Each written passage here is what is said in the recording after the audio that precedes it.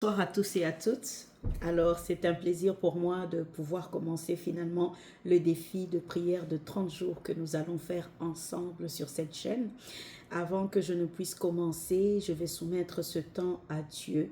Saint-Esprit, je te soumets ce temps et ce moment, que tu prennes le contrôle de tout, que tu m'utilises juste comme un instrument afin que la gloire revienne au Seigneur Jésus-Christ. Amen.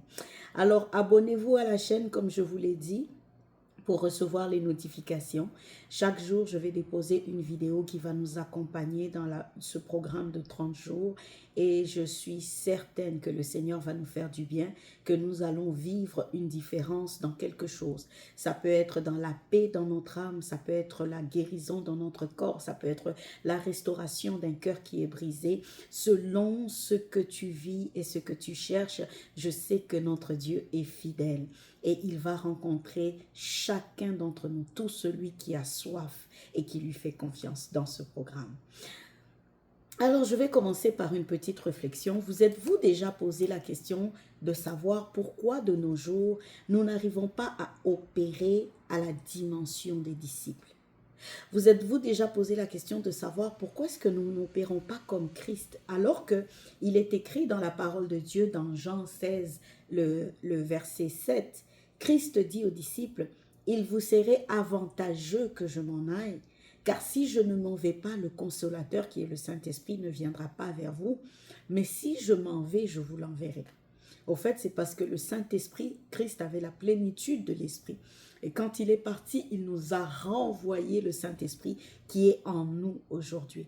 Mais vous êtes-vous déjà posé la question de savoir si nous avons le même esprit qui était en Christ, pourquoi est-ce que nous n'arrivons pas à opérer à la dimension de Christ? Peut-être Christ, c'est un standard qui est très élevé, mais si nous regardons les disciples, quand vous lisez le livre d'Actes des Apôtres, ça vaut quand même la peine de s'arrêter et de se poser des questions. Pourquoi Pierre, Paul et tous les disciples qui ont travaillé avec Christ semblent avoir expérimenté une dimension de fils de Dieu beaucoup plus élevée que ce que nous voyons aujourd'hui dans notre génération? Et je me posais des questions et c'est tombé qu'il y a une dame récemment qui m'a dit, « Maman Nicole, pourquoi il semble que c'est tellement difficile de sortir de certaines situations, de certains problèmes, même quand nous savons que ces problèmes, ces situations viennent du diable, du ténèbre, de la sorcellerie des familles. Pourquoi ça semble être si difficile d'en sortir? » Moi, je me posais la question par rapport à Christ et aux disciples, parce qu'une des soifs que j'ai, c'est de pouvoir opérer à la dimension des disciples. J'ai toujours posé des questions au Saint-Esprit. Et une fois le Saint-Esprit, l'année dernière, m'a répondu en me disant, c'est à cause de l'iniquité. Et j'ai commencé à faire des recherches par rapport à l'iniquité pour comprendre c'est quoi l'iniquité. Avant d'en arriver à l'iniquité, parce que c'est ça que je vais vraiment développer aujourd'hui, j'aimerais juste ouvrir une parenthèse très rapide que je vais refermer très rapidement, mais qui va nous aider à comprendre une chose. Retenez, aujourd'hui j'ai compris que l'arme fatale que nous avons, ou c'est peut-être la base de la puissance que nous voulons dégager. Ou je vais le dire autrement, on a l'impression que nos prières sont inefficaces parce qu'il y a des éléments qui manquent à nos prières. La prière en elle-même, tout le monde prie et on peut voir que les résultats sont tout à fait différents. L'autorité que nous dégageons, elle est différente. Ok? Et malheureusement, quand nous n'avons pas d'autorité, on a l'impression en fait qu'on prie dans le vide, nos prières ne sont pas efficaces.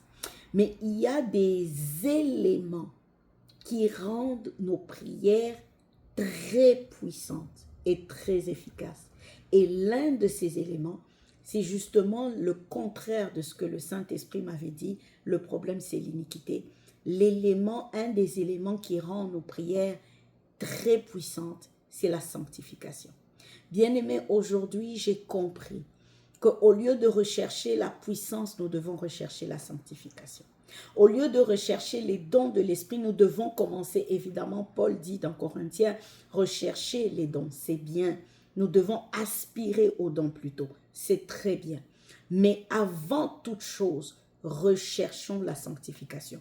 Je comprends maintenant pourquoi il y a le verset biblique qui dit « Soyez en paix avec tous et recherchez la sanctification sans laquelle nul ne verra la gloire de Dieu. » La sanctification, c'est l'élément, un des éléments fatals qui paralyse l'œuvre du ténèbre.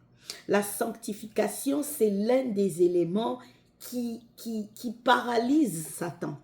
Parce que, rappelez-vous, j'ai l'habitude de dire, et nous avons vu quand on a parlé de l'égalité, et on va y arriver, le diable, pour agir dans notre vie, il doit trouver une porte qui lui donne accès à nous.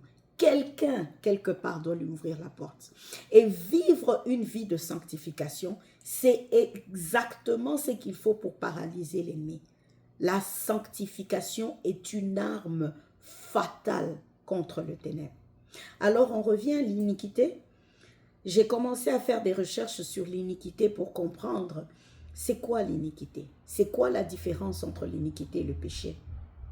Alors, j'ai trouvé certaines définitions de l'iniquité que je voulais nous partager rapidement aujourd'hui avant de passer à la prière.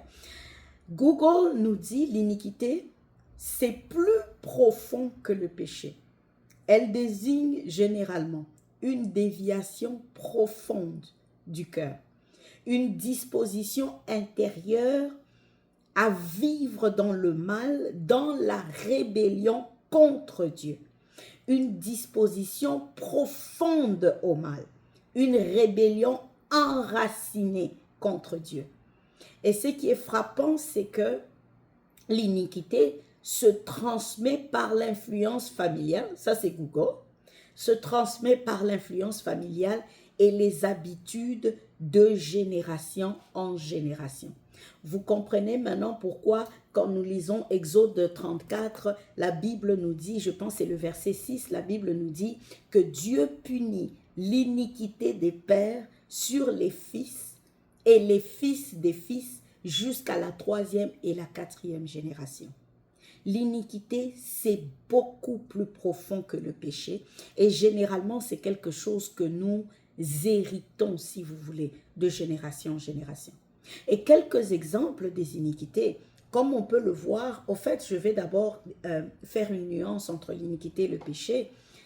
L'iniquité, le péché, si je mens par exemple, là j'ai péché. Le péché, c'est une action qui est contraire à la volonté de Dieu. Donc, si je mens, j'ai péché.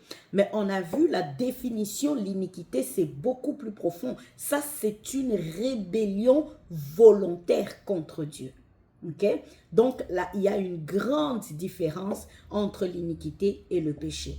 Mais ce qu'on doit savoir, c'est que ce qui nous fait pécher, c'est justement les racines ou les fondements d'iniquité que nous avons hérités. L'iniquité, c'est la racine même du péché qui produit le fruit qui est le péché. L'iniquité, c'est beaucoup plus profond et à cause de l'iniquité qui est profonde, on a l'impression qu'on n'arrive pas à se détacher du péché. Et les exemples de l'iniquité, comme on l'a défini, quand on parle de rébellion contre Dieu, là nous entrons dans des catégories comme l'idolâtrie, l'occultisme, la magie, la sorcellerie, même j'irais jusqu'à dire l'athéisme. Ce sont des pratiques qui sont volontairement qui nous poussent volontairement au fait à la rébellion contre Dieu, à rejeter Dieu. Et malheureusement, les conséquences de ces actions ou de ces pratiques, elles sont très profondes et elles continuent d'affecter les générations à venir. C'est pourquoi on se retrouve parfois, on a l'impression qu'on fait ce qu'on doit faire, on prie, on jeûne, on essaye de s'en sortir, mais il y a toujours comme une force qui est plus, excusez-moi la tautologie, plus forte que nous et qui nous retient comme dans une certaine limitation ou dans une certaine condamnation. C'est à cause de l'iniquité l'iniquité générationnelle que nous avons dans la plupart des cas héritée. Et le péché, évidemment, étant nous, quand nous péchons, nous renforçons la racine qui est l'iniquité. Nous renforçons cette iniquité familiale.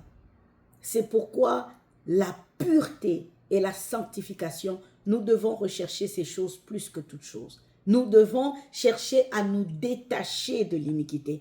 Parce que rappelez-vous, même quand vous aurez oublié tout ce que j'aurais dit aujourd'hui, l'arme fatale qui paralyse l'ennemi dans notre vie, c'est la sanctification.